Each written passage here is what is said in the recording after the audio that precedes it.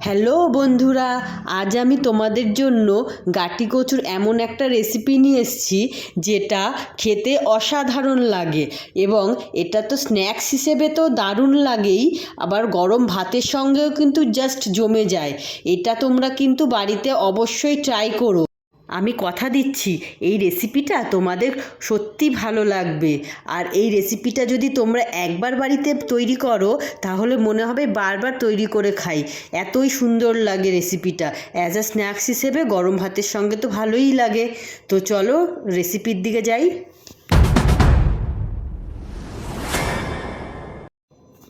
প্রথমে গাটি কচুগুলো দেখো ছাড়িয়ে ঠিক এইভাবে একটু মোটা করে এইভাবে গোল গোল করে আমি কেটে নিয়েছি।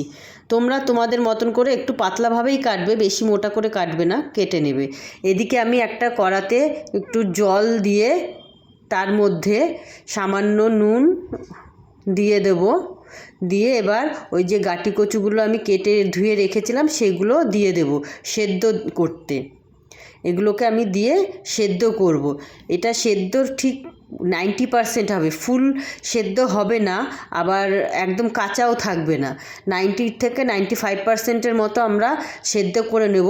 বাকিটা যখন আমরা রান্না করব তখন বাকিটা সেদ্ধ হয়ে যাবে, সেই অনুযায়ী আমরা 90 থেকে 95% পর্যন্ত আমরা সেদ্ধ করে নেব। তো সেদ্ধ আমাদের হয়ে গেছে দেখো। এখন আমরা জল ঝরিয়ে তুলে নিয়েছি। এবার গরম অবস্থায় তার মধ্যে লঙ্কা গুঁড়ো,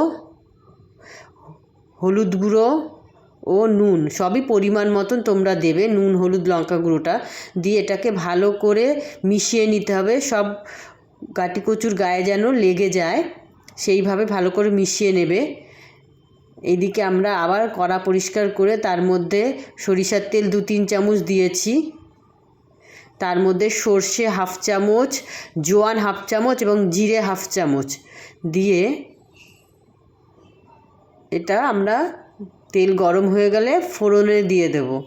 ফোড়ন হিসেবে এগুলো দিয়ে একটু হালকা লাল করে ভেজে তার মধ্যে সামান্য হিং দিয়ে ওই গাটি কচুগুলো যেগুলো ম্যারিনেট করে রেখেছিলাম লঙ্কা, নুন, হলুদ দিয়ে সেটাকে দিয়ে এবার কম আঁচে আমরা এটাকে ভাজবো। দেখো এইভাবে ভাজবো, কম আঁচে সেটাকে ভাজতে হবে। আমি মাঝে একটু সামান্য পরিমাণ জল দিচ্ছি, কেননা এটা যেহেতু ফুল কুক হয়নি, এটা তো আমাদের একটু সিদ্ধ হবে। আর আমি যেহেতু তেল কম দিয়েছি, এটা তেল কম দিয়ে রান্না করছি, তার জন্য আমাদের একটু জল দিতে হচ্ছে। তো আমি দেখো দিয়েছি জল। এবার এটাকে কম আঁচে আমি এটাকে হতে দেব। তার মাঝে আমি কিন্তু হাফ চামচের মতো ধনে গুঁড়োটাও দিয়ে দিলাম। এবার এগুলো ভালো করে মিশিয়ে এটাকে কম আঁচে এটাকে কষাবো। দেখো এটাকে এবার কম আঁচে কষাবো। দেখো কম আঁচে একটু হালকা তেল ছেড়ে এসছে। এই সময় আমি একটা পেঁয়াজ কিউব করে কাটা এই সময়টা দিয়ে দেব। তাতে কি হবে, পেঁয়াজের যে ক্রাঞ্চি ভাবটা সেটা থাকবে। প্রথমে যদি আমি পেঁয়াজটা দিতাম পেঁয়াজটা গলে যেত, তখন খেতে খুব একটা ভালো লাগতো না। এই সময়টা দিলে পেঁয়াজটা স্বচ্ছ হয়ে আসবে, ফুল কুক হবে না, মুখে পড়লে ভালো লাগবে।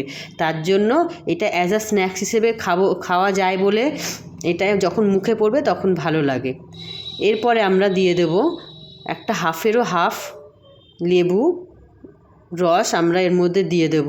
তাতে টক মিষ্টি ঝালের একটা কম্বিনেশন চলে আসবে, খেতে অসাধারণ লাগবে। আর দিয়ে দেব পরিমাণ মতন চিনি। তোমরা যেরকম মিষ্টি ভালো খাও সেই রকম চিনি দেবে। এটা কিন্তু টক মিষ্টি ঝাল ভালো লাগে, তোমরা যদি কম মিষ্টি খাও তাহলে কম মিষ্টিও দিতে পারো। দিয়ে এটাকে আবারও ভালো কয়েক সেকেন্ডের জন্য ভালো করে নেড়ে নেব। দেখো আমাদের কিন্তু হয়ে এসছে। এবার শুধু এর মধ্যে আমরা দেব কিছুটা ধনেপাতা কুচি। দেখো কিছুটা ধনেপাতা কুচি দিয়ে এই ধনেপাতাগুলো ভালো করে গাটি কচুর সঙ্গে আমি ভালো করে মিশিয়ে নিচ্ছি। আমাদের কিন্তু রেডি হয়ে গেল।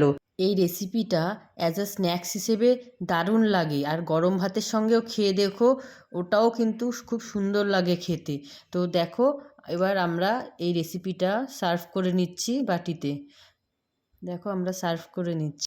বাড়িতে একবার হলেও কিন্তু ট্রাই করো, কথা দিচ্ছি কিন্তু দারুণ লাগবে।